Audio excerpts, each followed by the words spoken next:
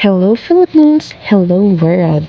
Bitaw, it was early in the morning. Me and my baby went outside kay para magsan.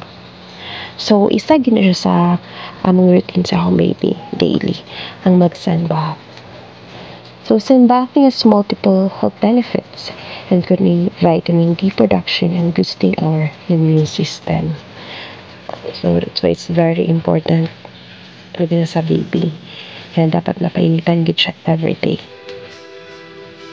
Okay, there are some cases man gyud ng uban baby kung dili mapainitan always or dili di ka kainitan kay mag-yellowish ang lang skin.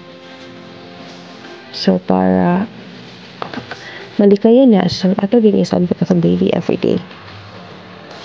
So, time is that was 7 a.m. kay 7 a.m. lang gud ako mata si Ay.